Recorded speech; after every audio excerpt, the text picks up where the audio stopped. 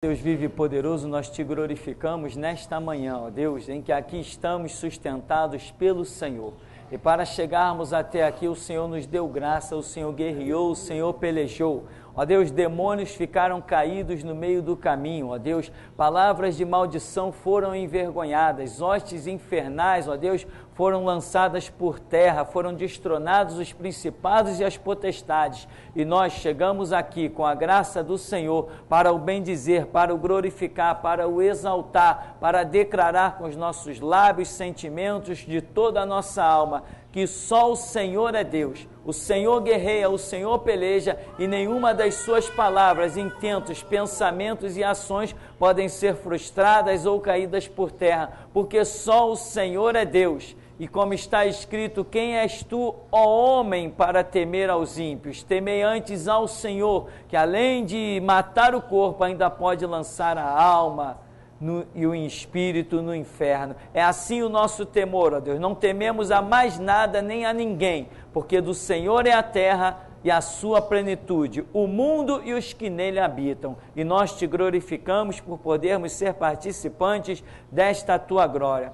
Capacita-nos nesta manhã a sermos os melhores alunos, que aprendam todas as lições e que nada passe de nós, ó Deus, sem que seja cumprido, nenhum ensinamento passe desapercebido. E, ó Deus, como não somos capazes de nós mesmos, agracia-nos nesta manhã para que o teu nome seja glorificado e para que a nossa própria alma não venha a perder-se. Ajuda-nos e instrui-nos em o nome santo e soberano do Senhor Jesus. Amém.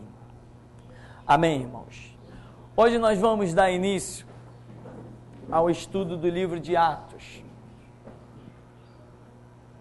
Muita gente se pergunta, Atos o quê? Atos, ações, né? A palavra Atos significa ações.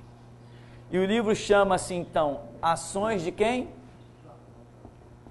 Ações dos apóstolos, o que eles fizeram, como eles se comportaram, como eles agiram. Então, Atos dos Apóstolos. Alguns brincam dizendo, esse livro deveria se chamar Atos do Espírito Santo, porque há uma ação tremenda do Espírito Santo.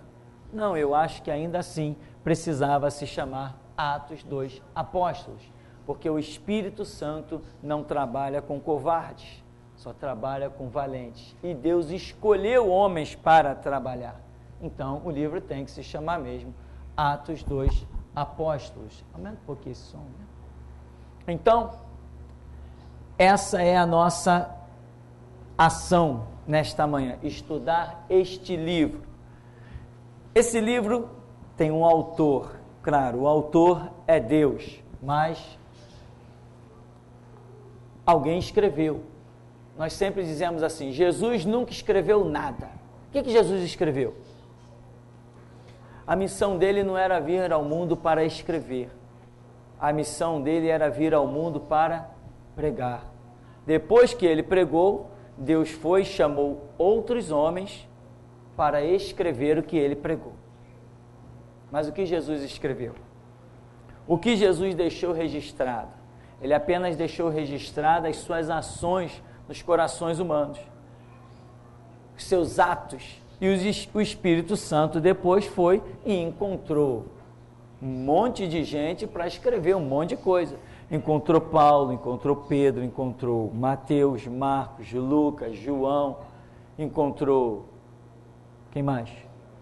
Tiago, encontrou Judas, a epístola de Judas, lá antes de Apocalipse, foi encontrando gente, e ao longo da história, o Espírito Santo vem encontrando pessoas. Olha quantos livros maravilhosos nós temos escritos por aí, que edificou as nossas vidas muito no começo da nossa caminhada, e outros edificam hoje, em meio à caminhada. Mas Jesus, o que Jesus escreveu? Ou seja, cada um tem o seu chamado. Mas Jesus era o pregador completo, era rei, profeta e sacerdote. Era, mas Davi escreveu muito mais que ele.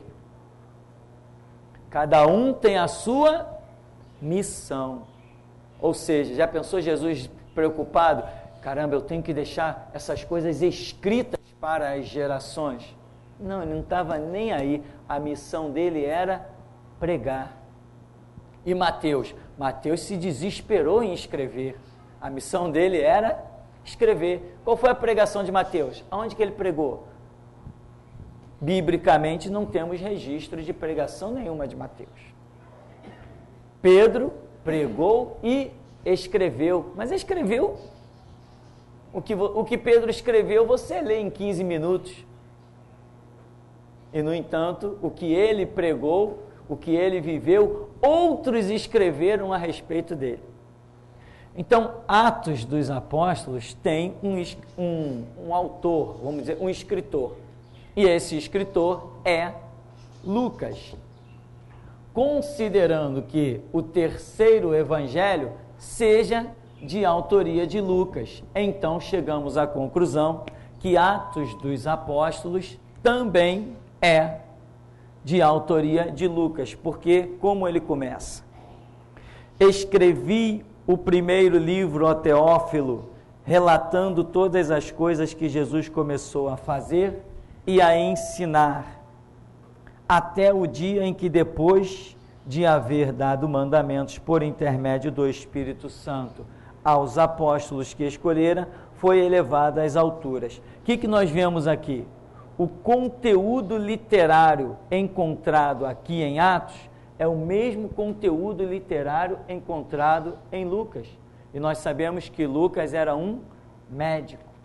Então, a quem esse livro aqui é dirigido? Escrevi o primeiro livro, ó Teófilo. Quando você vai ler a introdução também do Evangelho de Lucas, o autor ali está escrevendo para a mesma pessoa, dizendo, ó excelentíssimo Teófilo. Quer dizer, Teófilo deveria ser alguém de influência, de posição social, como nós costumamos dizer. Então, nós chegamos à conclusão de que o escritor desse livro de Atos foi o mesmo que escreveu o Evangelho segundo Lucas. Como acreditamos que Lucas mesmo tenha escrito aquele Evangelho, porque eles não se preocupam em colocar o seu nome, ao contrário de muita gente, né? Esta obra é minha, eu assino embaixo.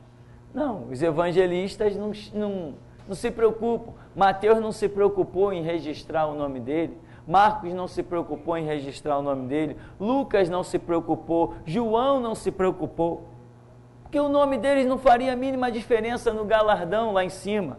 Ao contrário, penso eu, eles aumentaram o seu galardão ocultando o seu nome. Muita gente quer que o seu nome seja destacado. Aí ganha galardão aqui embaixo e perde lá em cima. Lembra que Jesus falou assim? Quando vocês oram, quando vocês jejuam, quando vocês querem parecer contristados, não lavam os rostos para aparecer diante dos homens, vocês já receberam o galardão de vocês. Mas aquele que vai jejuar, está em contrição, aquele que está orando, suplicando, que está diante das calamidades, e esse que lava o seu rosto, porque não quer aparecer para os homens que jejuam, mas sim para Deus, esse sim tem um galardão ainda para receber. Então, Atos dos Apóstolos, nós chegamos à conclusão de que a autoria de Lucas, chegamos à conclusão, devido a muitos estudos, várias coisas que Paulo escreveu, não se sabia que era dele. Depois ele começou a colocar sinais nessas cartas, porque tinha pessoas que estavam escrevendo como se as cartas fossem dele para causar problema dentro das igrejas, escrevendo heresias, escrevendo ordens, doutrinas, e estavam gerando confusão. Aí Paulo já começa a se identificar mais nas suas cartas, quando ele escreve para as igrejas, para evitar que aquelas igrejas ficassem em confusão, recebesse alguma coisa e não soubesse se realmente era de Paulo ou não. Bom, nós vamos seguir então aqui no versículo 6 do capítulo 1, tem o nosso primeiro texto a ser analisado. Diz: então Os que estavam reunidos lhe perguntaram: Senhor, será este o tempo em que restaures o reino a Israel? Respondeu-lhes: Não vos compete conhecer tempos ou épocas que o Pai reservou pela sua exclusiva autoridade, mas recebereis poder ao descer sobre vós o Espírito Santo, e sereis minhas testemunhas, tanto em Jerusalém, como em toda a Judéia e Samaria e até os confins da terra. Ditas estas palavras, foi Jesus elevado às alturas, à vista deles, e uma nuvem o encobriu dos seus olhos. E estando eles com os olhos fitos no céu, enquanto Jesus subia, eis que 2 varões vestidos de branco se puseram ao lado deles. E lhes disseram: Varões galileus, porque estáis olhando para as alturas? Esse Jesus que dentre vós foi assunto ao céu, virá do modo como vistes subir. Nós vemos aqui algumas particularidades do que Jesus já vai determinando que vai ser composto esse livro de Atos dos Apóstolos. Jesus determina, por exemplo, o campo de ação. Aonde é o campo de ação da igreja? Qualquer canto. Jesus falou: vocês vão ser testemunhas. Aonde? Jerusalém, na Judéia, na Samaria. Vocês vão ser testemunhas aonde? Nos confins da terra. Ou seja, a igreja não tem um espaço geográfico limitado. A igreja não pode ser cercada por um conceito denominacional. Essa visão de limites não faz parte da igreja. A igreja alcança vidas nos 4 cantos da terra. Mas você já deve ter visto alguns dos nossos irmãos por aí que trabalham dentro de conceitos denominacionais. Tipo, irmão, procure uma igreja Assembleia de Deus.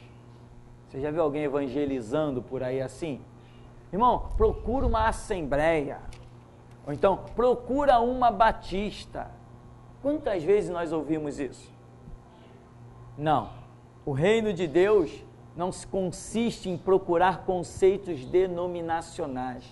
O reino de Deus, ele não tem limite de espécie alguma. Hoje nós estamos nos reunindo aqui, mas essas mensagens que daqui são armazenadas na internet estão alcançando vidas em todo o Brasil e até em países no exterior. Porque estes são os passos da igreja. Quando Deus está realmente num conceito ministerial que Ele tenha levantado, a visão é sem fronteiras e sem barreiras. Uma vez eu recebi uma ligação de Santa Catarina. O camarada me telefonou de Santa Catarina: pastor, que eu estou ouvindo a sua mensagem aqui na rádio. Eu levei um susto. Eu pensei que fosse a nossa rádio aqui que estivesse chegando em Santa Catarina. Falei: peraí, você está ouvindo a mensagem aí na rádio? E divulgou o seu telefone, divulgou o seu site, aí eu estou ligando. Eu falei: mas como? O que você está ouvindo? Não tem uma rádio aqui em Santa Catarina? Aí que eu comecei a entender. Alguém, como? Baixou alguma das mensagens da internet e começou a rodar numa rádio lá em Santa Catarina. Eu procurei, tinha condições, eu procurei resultado, eu cheguei à pessoa. O camarada me passou o telefone da rádio e eu liguei para a rádio em Santa Catarina e o dono da rádio foi que tinha baixado as mensagens na internet e estava reproduzindo lá em Santa Catarina. Isto é obra de Deus. Não tem limite. Como que eu ia chegar em Santa Catarina? Eu não tenho como, mas o Espírito Santo tem. Este é o conceito de igreja. Tem pessoas que não têm visão própria. Eu vou trabalhar naquela cidade. Não, meu irmão, Deus pode até te enviar para uma cidade, mas não está pensando em código genético, não está pensando em limite de distrito, limite territorial. Não, a visão da obra, se você tem visão da obra, a visão da obra é sem fronteiras.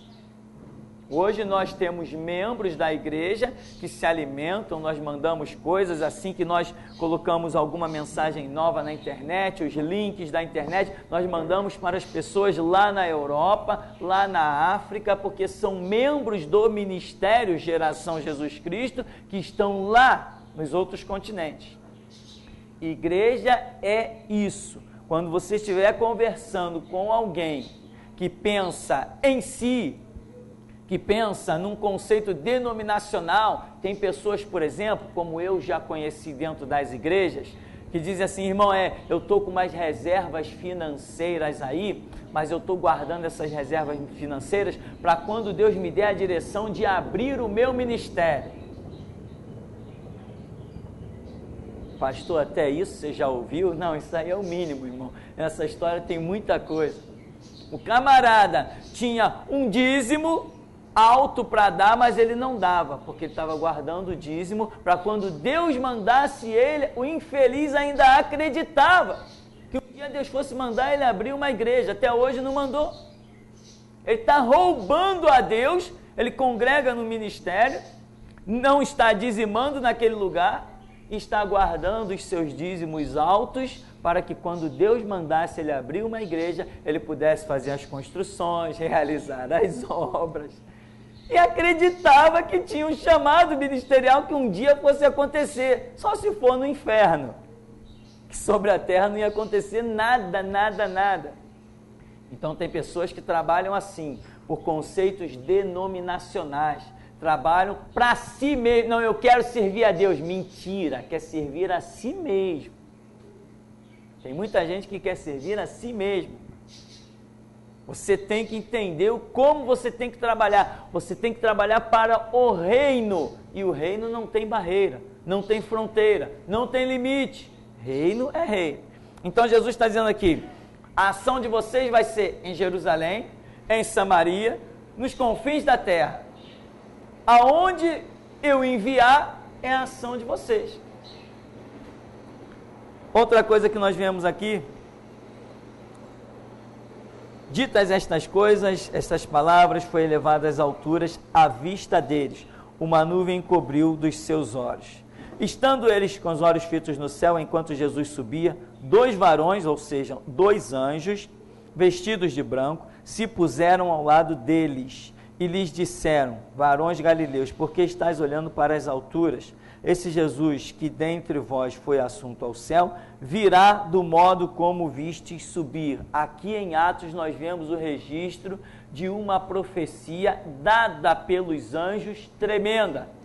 O que vocês estão olhando para o alto? O que vocês estão aí, bobos, esperando o espiritual? Quem olha para o alto espera o espiritual. Não, o espiritual já aconteceu. Tira os olhos do alto, põe na terra, porque agora vai. Jerusalém, Samaria, confins da terra. A missão de vocês é na terra, para de olhar para cima. Antes eles já tinham feito uma pergunta muito espiritual. Senhor, perguntaram, será este tempo que restaura o reino a Israel? Ou seja, estão projetando uma situação espiritual, estão querendo olhar muito para frente. O anjo vem e diz assim para eles, tira os olhos do céu, olha para a terra. Já foi dada a ordem. Jerusalém, Samaria, Judéia, confins da terra. Ou seja, o que Atos dos Apóstolos está nos ensinando? Às vezes a gente está esperando coisas que não é para o nosso tempo. Jesus falou assim, não compete a vocês, olha a bronca de Jesus, não compete a vocês saber o tempo, as estações que o Pai determinou. A missão de vocês é agora, isso aí é futuro. A missão de vocês é agora. É Judéia, Samaria, Jerusalém, é os confins da terra. O negócio de vocês é aqui, no planeta Terra agora. Esse negócio de restauração de Israel, isso aí não é para vocês. Mas tem muita gente que fica aí esperando o que não é para si. Encasqueta, meu irmão. Põe na cabeça e acabou a história. Eu conheci um jovem, isso tem alguns anos, então posso dizer bem jovem, e ele dizia assim, eu tenho um chamado ministerial. Ele podia estar conversando com qualquer pessoa. Isso estava tão impregnado na mente da pessoa, que se ele estivesse falando de futebol, de repente ele virava e dizia assim: eu tenho um chamado ministerial, eu vou ser pastor. Você podia estar falando de samba, praia e futebol. Ele virava e dizia assim: não, eu tenho um chamado ministerial, eu vou ser pastor. Está todo mundo vendo que ele não vai ser nada. A prova disso que já se passaram 15 anos e não foi. Sem contar os anos que ele já vinha se arrastando por dentro da igreja. Hoje, com 25 anos de igreja, não foi nada e não vai ser nada. Todo mundo via que não ia ser nada. Mas ele estava impregnado dessa ideia. Ideia que quem criou? Sei lá quem criou. Mas estava lá na mente dele. Então, às vezes, nós seres humanos, se não levarmos a sério uma vida espiritual, nós encasquetamos coisas e praticamente queremos colocar a corda no pescoço de Deus e dizer assim: faz, eu quero, tem que acontecer. Ao contrário, que a mensagem do Evangelho é totalmente diferente. É você estar na posição esperando as ordens de Deus. Se você projetou, esquece, não tem Deus. Irmão, aprenda uma coisa ministerialmente. Você fez algum projeto? Pode jogar ele no lixo, esquece ele, que Deus não está nele. A Escritura diz que Deus não entra em planos feitos por mãos humanas. E tem um monte de gente fazendo projeto, e eu já falei muitas vezes nesse ministério. Estar atrás de um púlpito não foi projeto meu. Fundar a Geração Jesus Cristo não foi projeto meu. Essas coisas para mim eram loucuras. Sabe o que eu gostava de fazer? Eu gostava de pregar nas estações de trem, pregar nas praças, pregar de igreja em igreja, fundar trabalho, deixar na mão de irmãos, seguir meu caminho. Era isso que eu gostava de fazer. Jamais ficar parado de frente de um povo, pregar todo dia. Esse negócio não era comigo. Isso nunca foi projeto meu. Hoje ele é uma realidade na minha vida. Agora, todos aqueles que eu vi projetar-se, caíram na cova. Quanta gente se projetou? Não, eu vou fazer um seminário e vou ser pastor. Ora, isso é projeto do homem. Eu vou fazer um seminário e vou virar pastor, como se seminário formasse pastor, né? Então, isso é projeto humano.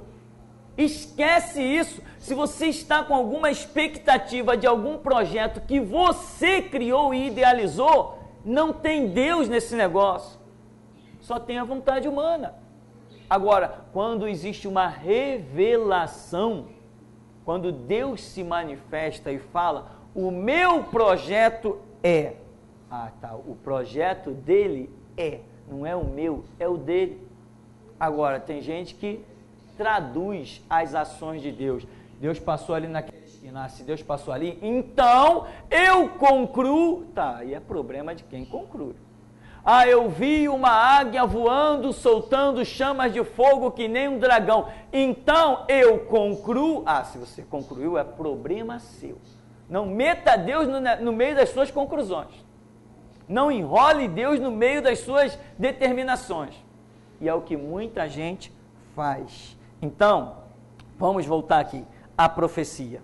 Varões galileus, esse Jesus que vós ouviste e tal, ele voltará da mesma maneira como ele foi, ele volta. Agora, é uma profecia tremenda, gloriosa. Essa profecia vai se dar quando? Depois do reinado do anticristo, ou seja, para pôr fim ao reinado do anticristo, essa profecia se cumprirá quando Jesus descer sobre o Monte das Oliveiras. Amém? Então, aqui nós vemos esta profecia tremenda, que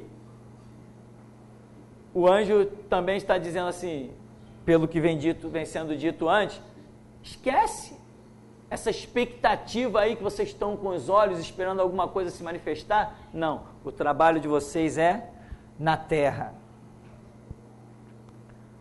Nós vamos seguir mais um pedacinho e nós vamos nos deparar com o primeiro erro que os apóstolos cometem.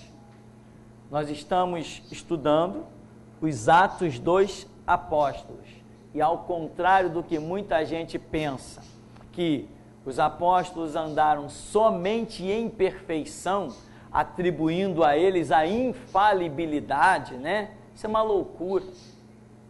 As pessoas não podem jamais atribuir a homem a infalibilidade. Quando você atribui a outros homens a infalibilidade, acontece que você também se auto-atribui a infalibilidade. Porque se você olha para a vida de homens como infalíveis, você tem que olhar para a sua também como infalível. E aí você vai se surpreender em falhas. Quando você se surpreender em falhas, achando que deveria ser infalível, acabou a sua caminhada. A sua caminhada, ela é exterminada aí. Porque você achava que nunca poderia cometer um erro. Você achava que nunca poderia falhar em alguma coisa. E isso não é para homens. Essa visão é para Deus. Quem não comete erros, quem não falha, é Deus. Mas nós, homens, nós temos a oportunidade de dobrar os joelhos e reconhecer os nossos erros. Isto é uma maturidade muito grande. Quem não tem essa maturidade, comete um erro, não consegue se levantar mais. Tem pessoas que cometem um erro e não conseguem se levantar mais. Não, meu irmão, eu te admito uma coisa. Na minha caminhada eu tive alguns erros. Mas eles serviram, sabe para quê? Para me fortalecerem. E não para me destruírem. Afinal de contas, não está escrito? Se confessarmos os nossos pecados, Ele é fiel e justo para nos perdoar os pecados e nos purificar de toda injustiça? Quem recebeu mais? O filho que estava lá nos braços do pai ou o filho pródigo? Então nós temos que saber isso, reconhecer os nossos erros. Vamos seguir aqui? Atos 1, a partir do verso 20. Diz: porque está escrito no livro dos Salmos: fique deserta a sua morada, e não haja quem nela habite. Tome outro seu encargo. É necessário, pois, que dos homens que nos acompanharam todo o tempo que o Senhor Jesus andou entre nós, começando no batismo de João até o dia em que dentre nós foi levado às alturas, um destes se torne testemunha conosco da sua ressurreição. Então propuseram 2, José, chamado Barsabás, cognominado Justo, e Matias, e orando disseram: tu, Senhor, que conheces o coração de todos, revela-nos qual destes 2 tens escolhido, para preencher a vaga neste ministério e apostolado, do qual Judas se transviou, indo para seu próprio lugar. E os lançaram em sortes, vindo a sorte recair sobre Matias, sendo-lhe então votado lugar com os 11 apóstolos. Mal a igreja está começando, ainda não registramos aqui nenhuma pregação de Pedro, nenhuma pregação de João, não registramos nada. A igreja já começa caminhando com um passo errado. A igreja já começa caminhando com um erro terrível, porque Judas, esse homem aqui que foi escolhido, Matias, né? Este homem, ele passa a ter uma posição que Jesus Cristo nunca lhe deu, dentro da igreja. Começa aí um erro. Esse homem podia ser um exímio cristão, mas estaria agora, mesmo sendo um exímio cristão, numa posição que Deus não lhe deu. E daí poderiam surgir outros problemas, outros erros. Os erros aqui são absurdos. Pedro cita o Salmo, né? No verso 20 ele diz: porque está escrito no livro do Salmo: fique deserta a sua morada e não haja quem nele habite. Tome outro seu encargo. Pedro chegou, peraí, Judas traiu, então, poxa, nós não somos mais 12 apóstolos, nós somos 11. Lá no Salmo está escrito não sei o que lá, tome outro seu encargo. nós registramos aqui um erro pesado, que é Pedro pegando uma palavra lá dos Salmos, dando uma interpretação errada, e em cima dessa interpretação errada que ele tem sobre um texto bíblico, ele vai e tem uma atitude vergonhosa. E quantos não se deparam com isso? Não está escrito, mas não é aquilo. Não, eu sei ler, eu sei escrever, eu entendo, entende nada. Porque a Bíblia não é um livro que se pega, lê e entende. A Bíblia é um livro que depende de revelação, depende da ação do Espírito Santo. Ora, não tinha lá o Filipe e o eunuco? Filipe, chega-te ao carro. Tá, o que ele está lendo? Está lendo o profeta Isaías. Pergunta para ele se ele entende o que ele lê. Entendes tu o que lê? Não. Como eu vou entender se não há quem me explique? Ué, mas o homem era rico, era mordomo da rainha de Candace, um etíope. Estava numa bela de uma carruagem. Era um homem instruído para ter a posição que ele tinha, era um homem instruído, era um homem letrado, ele tinha um pergaminho que não era coisa que qualquer um tinha. Ele tinha um pergaminho de Isaías. E ele está lendo: como ovelha muda foi levado ao matador. Entendes tu que lê? Não, não entendo. Mas saber ler, ele sabia. Então veio Filipe e o explicou o significado daquela escritura. Quando ele viu a água, olha a água, o que impede que eu seja batizado? E ali então foi batizado. De repente o Espírito Santo arrebata Filipe, ele não vê mais, de repente ele achou até que foi batizado por um anjo, seguiu o caminho dele. Então aqui, irmão, esse erro baseado em quê? Na Escritura. Não estamos falando de um homem qualquer, nós estamos falando de Pedro, que andou com Jesus, Pedro que viu milagres, Pedro que andou sobre as águas, Pedro, sei lá, o Pedro que comeu na mesa com Jesus. O Pedro pega um texto bíblico e faz uma besteira. Será que isso pode servir de alguma lição para a gente? Será que nós podemos estar pegando textos bíblicos e fazendo besteira? Pedro, não estou falando, sei lá de quem, não estou falando do Tomé, do incrédulo, do que queria, não, estou falando de Pedro, que depois nós vamos ver a vida desse homem, uma vida tremenda, e em nenhum momento é registrado aqui na Escritura em que Pedro tenha dito assim: caramba, aquela vez que eu coloquei Matias como apóstolo, fiz besteira. Não aparece isso. Ou seja, ele fez a besteira e seguiu até a morte sem reconhecer que tinha feito uma besteira.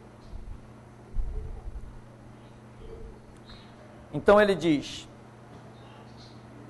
puseram os dois e lançaram sortes. Imagina Jesus Cristo escolher um obreiro lançando sorte. Imagina Deus deixando a gente colocar duas pessoas diante dele, ou seja, Deus, tu está limitado. Ou tu escolhe esse, ou tu escolhe aquele. Não te dou mais chance. É o que Pedro fez. O grande apóstolo Pedro. Ou tu vai escolher esse, ou tu vai escolher aquele. Acabou a história. É a chance que nós estamos te dando. Vai aí, Deus, nós vamos orar. Então, quem tu escolheu? Vamos lançar sorte. Tu vai ter que escolher um ou outro. Imagina Deus numa situação dessa. Checkmate, Deus, tu não tem para onde escapar, ou é um ou é o outro. Nunca, jamais se pode ter a visão de limitar Deus. Ali não tem porta, mas se eu quiser, se Deus quiser que eu passe por aquela parede, eu passo, mesmo que não tenha porta. Ou então eu vou dizer: ah, Deus, primeiro manda alguém para quebrar, fazer uma porta para eu poder passar. Não pode. Em outras palavras, foi o que eles fizeram com Deus. Ou tu vai escolher o José, ou tu vai escolher Matias. Nós não te damos chance de escolher outro. Atos dos Apóstolos. Tá? Que muita gente não aceita. Quando eu digo assim: Pedro errou. Que isso? Um santo homem de Deus? Santo homem de Deus eu também sou. Estou aqui vivendo, dando a vida por Jesus Cristo. Já neguei tanta coisa para poder seguir meu Jesus. Santo homem de Deus eu também sou. A Bíblia diz que todo aquele que guarda a palavra é santificado pela palavra. Então, santo eu também sou. Só não tenho asinha de anjo, mas que sou santo, eu sou. Procuro pautar a minha vida na Escritura. Paulo errou. Que isso? Paulo era um santo homem de Deus. Tá, mas mais santo do que eu ele não era. O que ele fez? Caminhou com o objetivo de dar a vida por Jesus Cristo? O que eu faço? Eu não caminho com o objetivo de dar a vida por Jesus Cristo? Então ele podia ser santo como fosse, mas mais do que eu ele não é. E acabou a história. Que Deus Paulo servia? A Jesus Cristo. Que Deus eu sirvo? A Jesus Cristo. Que regra Paulo seguia? A Escritura. Que regra eu sigo? A Escritura. Então acabou a história. Somos iguais, servos, nascidos debaixo do pecado e buscando a mesma remissão que há no sangue de Jesus Cristo. Assim como Paulo cometeu os seus erros, eu também já cometi os meus e sabe-se lá se amanhã não vou estar me deparando com novos erros. Então não tem essa de que Paulo era infalível, Pedro era infalível, João era infalível, não. Então em Atos dos Apóstolos nós estamos vendo todas essas coisas e os erros também que eles cometeram, né? Aqui, ainda nesse texto, diz, revela qual destes dois tens escolhido para preencher vaga neste ministério apostolado do qual Judas se transviou. Tá, quem foi que disse que a bendita vaga de Judas tinha que ser preenchida? Quem disse isso? Mas para o apóstolo Pedro, ele achava que tinha que ser preenchida. Ou seja, essa lição é poderosa. Às vezes nós podemos estar achando que alguma coisa tem que ser, quando na verdade não tem que ser. Senhor, mostra quem tu vai usar para preencher a vaga que Judas deixou. Mas Jesus por acaso disse que alguém tinha que preencher aquela vaga? Acredita-se, né, a igreja moderna, que o homem que, entre aspas, preencheu esta vaga foi o apóstolo Paulo. Foi um homem escolhido com um raio de ação semelhante aos dos apóstolos. Acredita-se que Paulo tenha preenchido esse espaço. Acredita-se. Porém, eu estou nem aí para se o espaço foi preenchido ou não. Dia a dia Deus vem chamando servos para realizar a sua obra e não importa quem está entrando no lugar de quem quer que seja, importa que Deus está chamando, servos vão obedecendo e a obra vai sendo feita. Agora, Pedro, ele chega à conclusão, ele tem conhecimento de um texto bíblico, ele conhece a situação de Judas, ele chega à conclusão de que tem que fazer aquilo. Quem convenceria Pedro do contrário? Só Deus. Mas ele não orou para saber se o que ele ia fazer estava correto. Ele orou para dizer, Deus, qual tu escolheu? E ele não deixou Deus escolher. Ele mesmo escolheu. Ele lançou sorte e escolheu. Ele não deixou Deus escolher. Muitas vezes é assim, irmão. Nós fazemos e dizemos, Deus fez. A gente faz. Ó, irmão, caramba, irmão, comprei um carro zerinho, Deus me deu. Deus deu nada, cara, tu tinha dinheiro, tu foi lá e comprou. Que Deus deu? Comprei um iate, tem que ver o iate que Deus me deu. Que nada, o cara é empresário, tem ações na bolsa de valor, tem dinheiro para comprar metade do mundo, fica com o papo que Deus deu. Foi lá e comprou. Deus deu. Deus deu quando, meu irmão, a coisa é de uma maneira que você não teria condição. Eu digo, Deus me deu esse carro aí. Eu digo que Deus me deu, creio que Deus me deu. Por quê? O meu análise é simples. O carro estava guardado dentro de uma garagem. O senhor dono do carro não dirigia mais, tinha um problema de vista. Estava com o carro guardado e parado há muito tempo. Foi fazer uma obrinha, ligou para a casa de material de construção de um rapaz que me conhecia. O rapaz foi levar para ele uns pisos. Quando o rapaz chegou lá para ele, com os pisos, ele falou assim, poxa, eu tenho um carro aqui na minha garagem parado, estou querendo vender, mas não posso botar ele na rua, não posso botar placa de venda, não conheço ninguém, você não me arranja um comprador aí não? O rapaz falou, tá, se eu ver alguém, eu dou a dica para o senhor. Saiu de lá, deixou os pisos na casa do senhor, quando voltou para a loja, eu estou em frente à loja dele fazendo um trabalhinho com o irmão dele, que costumava mexer no meu carro. Ele vira, eu vou te levar lá em cima para você ver um carro. Eu falei, não quero ver carro nenhum. Eu já tenho esse Voyage, eu vou comprar outro carro. Ele falou assim, não, mas você tem que ver esse carro. Eu falei, não quero ver não. Ele falou, vem, me pegou, me jogou dentro do carro dele, falou, tu vai ver esse carro. Vamos lá. Cheguei lá, o Senhor veio, abriu a garagem, o carro estava parado. Isso eu considero que Deus deu. Quando eu liguei o motor, que quase não ouvi o som, quando eu vi o carro com 10 mil quilômetros de rodado, os plásticos da loja ainda no banco, o carro lá dentro fechado, ninguém viu aquele carro, ninguém achou aquele carro, pelo preço que estava sendo dado. Deus me deu. Esse Deus me deu. Esse eu acredito que Deus me deu. Agora, se eu tivesse simplesmente visto o carro no meio da rua, eu tenho dinheiro, vou comprar aquele carro, cheguei lá, comprei. Não, eu comprei. Tudo bem, comprei. O dinheiro compra coisas. O dinheiro está até fazendo milagre através da ciência aí, comprando os médicos, pelos serviços que eles prestam. Dinheiro é uma coisa poderosa. Agora, existem situações em que Deus move. Aí sim. Então, muita gente diz, Deus fez, Deus deu, quando na verdade não, são coisas naturais, meu irmão. Você vai lá, você compra, você vai lá, você investe. O mundo é cheio de negócios. Então aqui, só para concluirmos, lançaram sortes, vindo a sorte recair sobre Matias, né? E foi contado com os 12. Como é que ficou o outro, hein, José? Como é que ficou José? Eu vou chamar 2 irmãos aqui na frente, para saber quem vai ser consagrado a pastor. Aí, vamos lançar sorte. Deus, escolhe aqui. Aí eu olho, Duni, Tessalami, Mingue, você. E o outro? Caramba, Deus me rejeitou. Caramba, Deus não quer nada comigo. Puxa vida, eu não sirvo para Deus, tal. Ou seja, você vê que essa não é a maneira de Deus agir. Deus não age causando constrangimento. Deus não age causando esse sentimento de desprezo. Não é uma maneira de Deus agir.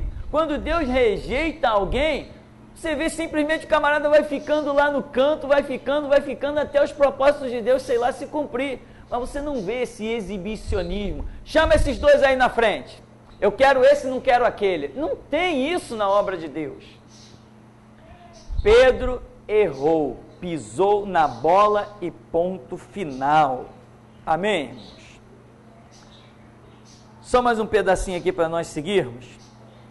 Aqui em Atos 2, onde está escrito a descida do Espírito Santo, na minha Bíblia, que é revista e atualizada da Sociedade Bíblica do Brasil, a descida do Espírito Santo. Nós já vimos que esses subtítulos não fazem parte do original. São subtítulos colocados pelas gráficas, né, para tentar mostrar o que vem naquele parágrafo. Tudo bem, só que geraram alguns problemas, né? A Santa Ceia do Senhor. Aí todo mundo pensa que ali está falando da ceia. Não existe ceia na Bíblia, existe Jesus celebrando a Páscoa. É só ler o texto, mas as pessoas preferem ler o título e já criar dentro da sua cabeça conceitos doutrinários. Então, não existe ceia, existe Páscoa. É só ler o texto, mas ninguém quer ler o texto. Ler o título é mais rápido, né? É mais fácil. Então, aqui diz: ao cumprir-se o dia de Pentecostes, estavam todos reunidos no mesmo lugar. De repente veio do céu um som, como de um vento impetuoso, encheu toda a casa onde estavam assentados. Apareceram distribuídas entre eles línguas, como de fogo, e pousou uma sobre cada um deles. Todos ficaram cheios do Espírito Santo e passaram a falar em outras línguas, segundo o Espírito lhes concedia que falassem.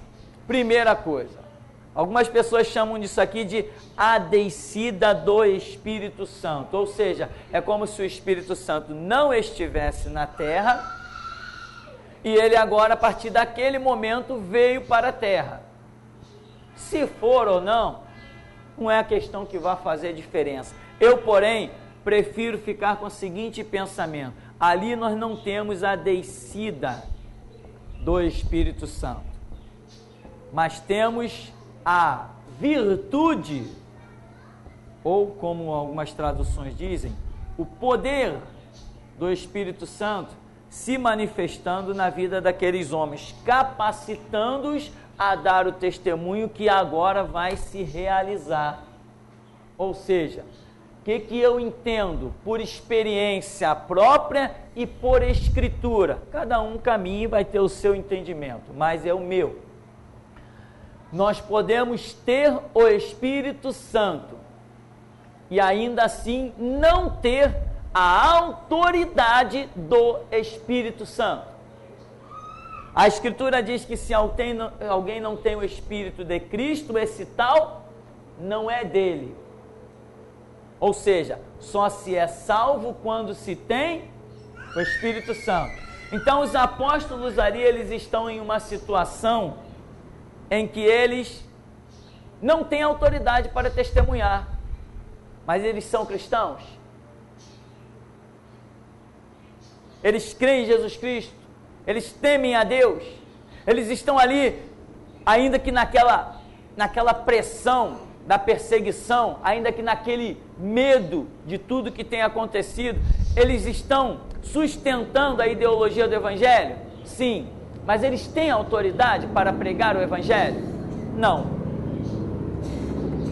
Então, aqui eu prefiro chamar de a manifestação, a virtude, o poder do Espírito Santo, porque é isso que o Senhor Jesus diz no Evangelho, quando ele diz assim: recebereis a virtude do Espírito Santo e sereis minhas testemunhas. Ele não diz recebereis o Espírito Santo e sereis minhas testemunhas. Ele diz recebereis a virtude, o poder do Espírito Santo e sereis minhas testemunhas. Temos Deus? Temos. Tanta gente por aí tem Deus, tem o Espírito Santo? Tem, mas está acovardado e escondido dentro das suas cavernas chamadas igrejas. Pessoas sem unção, sem graça, sem autoridade. Quando se fala no diabo, não, irmão, não, o meu negócio é com Deus, não quero saber desse negócio de diabo, não. Tem o Espírito Santo? Tem. Se você perguntar para ela, Jesus Cristo é o Senhor? É. Quantos caminhos levam a Deus? Não, só Jesus leva a Deus. Ah, então vamos pregar nas praças, vamos pregar aqui. Não, irmão, isso não é para mim, irmão. Não, eu não tenho esse chamado.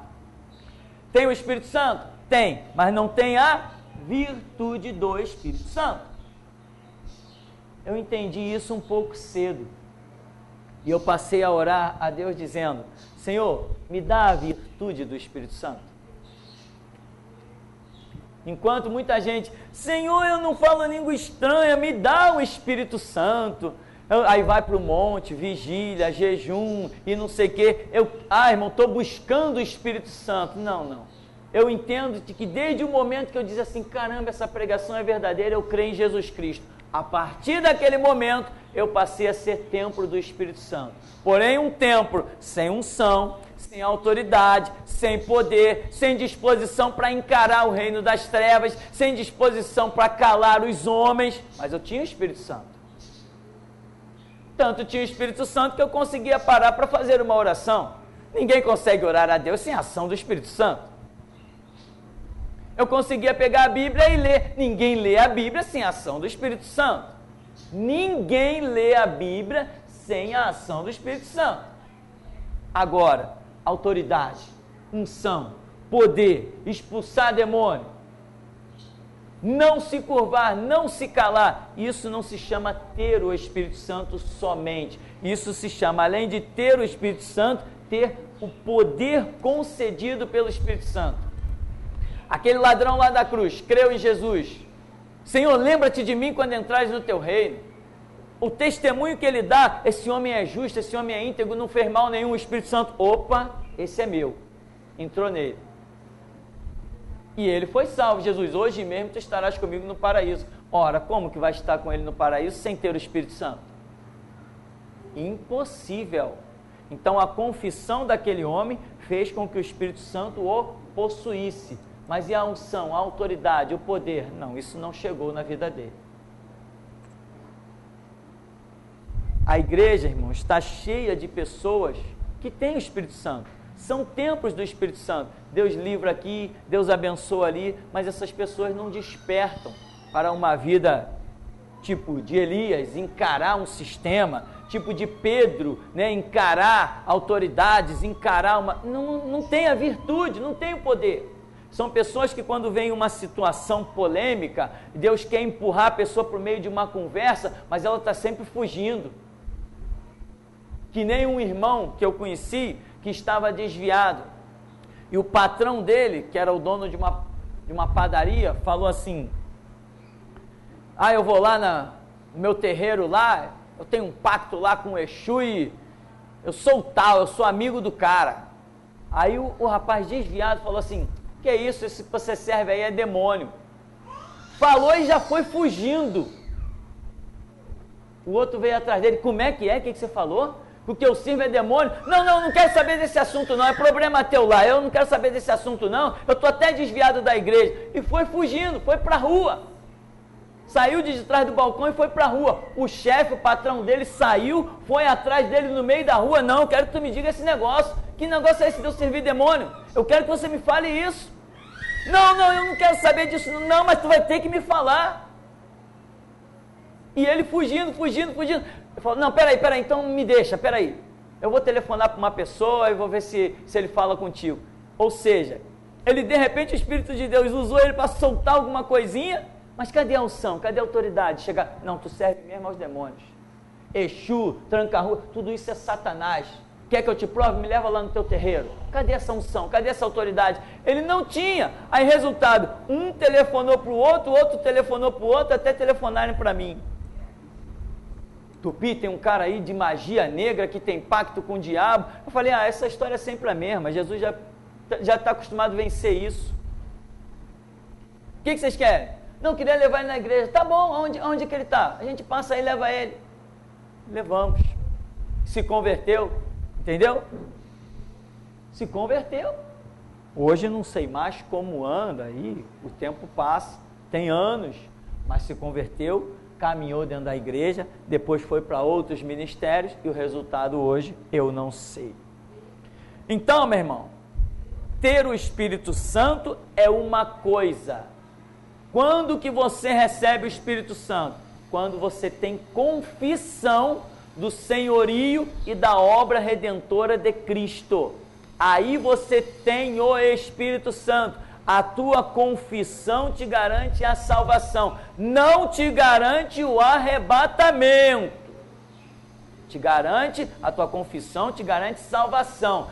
Chegou a tua hora, vai partir da terra, foi para debaixo da terra, o teu corpo pereceu, o corpo vai para a terra e você é salvo. Você tinha o Espírito Santo porque você tinha confissão. Agora, ter o Espírito Santo, dependendo da maneira como você está andando dentro da dispensação proposta por Deus, isso pode não te garantir o arrebatamento.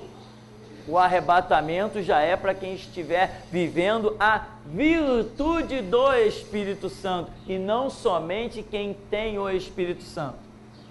Então, ser salvo é uma coisa, tem o Espírito Santo, mas está sendo usado por Deus para as muitas obras que Ele está realizando, são coisas bem diferentes. Pastor, esse lance de Pedro ter errado 2 vezes e andava com Jesus, isso não atrapalhou ele na salvação, não? Porque lá na frente pediu para crucificar ele de cabeça para baixo. Será que ali é que ele conseguiu? Porque ele errou 2 vezes, lançando sorte, e lá na fogueira, negando 3 vezes. Eles perguntavam, esse não dele? Ele dizia, eu não. Ele sempre dizia que não conhecia Jesus. Isso não atrapalhou a caminhada dele, não? Bom, não sabemos se atrapalhou a caminhada. Sabemos que não foi erro bastante para lhe tirar a salvação. Quando ele nega, ele se arrepende, depois Jesus se manifesta: Pedro, tu me amas? Pergunta por 3 vezes. Aí depois aqui, ele comete esse erro, sim, mas a caminhada de Pedro não demonstra um Pedro desviado, demonstra um Pedro com que Deus vai livrar da prisão, um Pedro que Deus está agindo na vida dele, a sombra dele está curando o enfermo, ele chega para o coxo lá, não tenho prata, não tenho ouro, levanta. Pedro está fazendo uma revelação, Pedro está testemunhando diante das autoridades, então nós sabemos que a caminhada dele segue. Agora, será que ele perdeu alguma coisa por esses 2 degraus falsos que ele pisou? Pode até ser que sim, né? Mas nós não temos, Deus não deixou nada disso registrado para dizer, Pedro perdeu isso por causa do erro dele, ou Pedro perdeu aquilo por causa do erro dele. Não sabemos. Essa ação de Pedro, por exemplo, de escolher Matias, será que isso não causou algum problema na caminhada dele? Será que isso não deixou alguma brecha, alguma cicatriz? Pode até ser, mas a Bíblia não diz, né? Então nós ficamos presos às narrativas bíblicas. Só então, para concluirmos aqui, diz que apareceram distribuídas entre eles línguas como de fogo, né? Eu costumo enxergar isso como labaredas de fogo. Aquelas labaredas de fogo parecem línguas. E o apóstolo Lucas aqui, ele interpreta dizendo línguas de fogo. Ele poderia ter dito labaredas, eu acho que daria no mesmo, mas... E diz, e pousou uma sobre cada um deles, né? Provavelmente, ou ele viu isso, ou alguém contou isso para ele. Todos ficaram cheios do Espírito Santo e passaram a falar em outras línguas, segundo o Espírito lhes concedia que falassem. Então, esse ficar cheio do Espírito Santo é uma expressão que nós, evangélicos, temos usado ao longo de muitas datas, né? Ficar cheio do Espírito Santo, ou seja, quando alguém está envolvido na obra, no ministério, onde se vê os sinais, os prodígios, as maravilhas, onde se vê o fluir da palavra, o fluir de Deus, nós costumamos usar essa expressão, cheios do Espírito Santo, né? Ou seja, é como imagina uma garrafa em que você está cheio até a metade,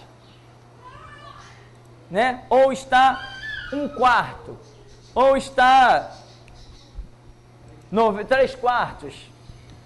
Imagina, cheio do Espírito Santo, quer dizer, você está 100% cheio do Espírito Santo. Mas como assim? O Espírito Santo é um líquido que vai sendo jogado dentro de nós e ele vai crescendo e pode ser medido? Não. Isso é só uma expressão que nós costumamos dizer quando alguém está, quando nós estamos vendo os sinais de Deus na vida de alguém. A gente, fulano está cheio do Espírito Santo. É apenas uma expressão. Agora, o Espírito Santo, a Bíblia diz que Deus não dá o Espírito por medida. Ué, como é que eu posso dizer cheio do Espírito Santo? Eu posso só se eu entender assim, ou está cheio ou está vazio. Aí sim eu posso entender, ou está cheio ou está vazio. Mas quando se fala, está cheio do Espírito Santo, quer dizer, pode dar a ideia de que alguém pode estar pela metade com o Espírito Santo. Não, nada disso. São apenas expressões, linguagens que nós costumamos usar e que muitas vezes não tem a ver com uma realidade espiritual. Não tem, são apenas expressões. A paz do Senhor. A paz do Senhor é apenas uma expressão da igreja. Jesus Cristo nunca disse que a igreja deveria se saudar a paz do Senhor. Esse ensinamento não faz parte do Evangelho. Mas que diferença faz isso? Não faz diferença nenhuma.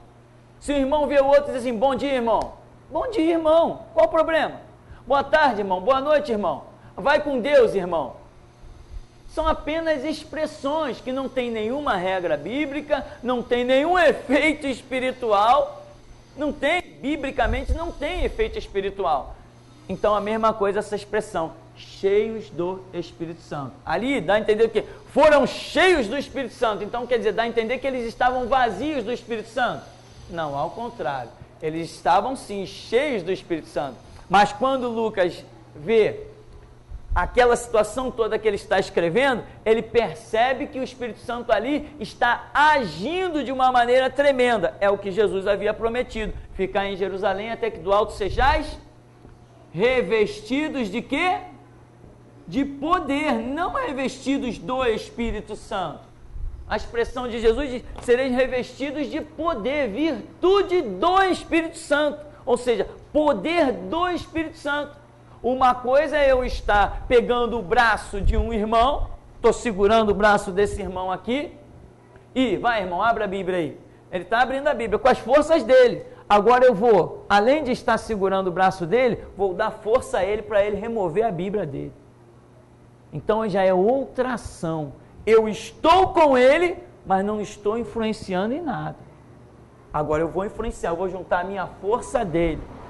Isso é a ação, a virtude do Espírito Santo, que muita gente confunde. Tem gente que acha que não tem Espírito Santo porque não fala em línguas. Isso é meninice, isso é criancice. Jesus Cristo nunca vinculou a ação, o ter o Espírito Santo com falar língua estranha. A Bíblia diz que havia um homem lá, Apolo, que falava eloquentemente, convencia gentio, judeu, grego. O homem falava eloquentemente das Escrituras. Muitos confundem ele com o apóstolo Paulo, e no entanto, Apolo, quando ele é interrogado, ele diz: o que existe? O que é Espírito Santo? Nunca ouvi falar. Ele nem tinha ouvido falar que existia Espírito Santo, e no entanto, raros no meio da igreja jamais falaram como ele. Ele tinha o Espírito Santo, mesmo sem saber que o Espírito Santo existia. A ação do Espírito Santo está ali, a virtude do Espírito Santo, mesmo sem ele saber a existência dela. Ele sentia a força para chegar no meio das multidões e pregar, no meio das praças e pregar, chegar onde fosse e pregar, para o judeu, para o grego, para as autoridades. Ele sentia essa força. Por quê? Isso se chama virtude do Espírito Santo. Não é apenas o ter o Espírito Santo, mas a ação, a virtude. Ou seja, só para fecharmos isso aqui, no lado maligno, no lado espiritual dos terreiros, existe uma expressão que nós usamos chamada possessão demoníaca, né? Possessão. O que é possessão? Quando a ação do demônio é muito forte na vida da pessoa, ao ponto de conseguir fazer aquela pessoa ter certas atitudes que ela normalmente não teria. Por exemplo, de se suicidar. Com a sua consciência normal, a pessoa não se suicidaria, mas aquela possessão faz a pessoa se jogar lá do andar, lá da ponte Rio-Niterói. Isso é possessão. Agora, existe algo chamado encosto. O que é um encosto, a linguagem do espiritismo? É quando a pessoa não está possessa, mas ela tem um encosto. É quando o demônio está caminhando juntinho dela. Não chegou ao ponto de possuí-la, ou seja, dominar a alma, que a possessão demoníaca acontece na alma, na sede dos sentimentos. Então o encosto é quando o demônio está ali buscando uma brecha suficiente para poder chegar à possessão. Então a pessoa sente dores de cabeça, a pessoa sente um mal-estar, a pessoa sente um desânimo, a pessoa começa a sentir um monte de probleminhas que são originários desse encosto, até que a coisa gere realmente uma possessão. Então, mal comparando, né, o que acontece com o Espírito Santo? Ele está em nós. Nós somos possuídos pelo Espírito Santo, mas para que ele trabalhe conosco e manifeste o seu poder, a sua virtude, aí é diferente. Além de ele estar em nós, nós temos que lhe dar a permissão para realizar a sua força através das nossas vidas. Todo mundo, vou assim dizer, todo mundo tem o Espírito Santo, mas nem com todo mundo o Espírito Santo pode trabalhar. 32 mil faziam parte do exército de Gideão, mas ele não podia trabalhar, Deus não podia trabalhar com os 32 mil. Então, é por aí. Amém? Vamos dar uma paradinha, já já a gente volta.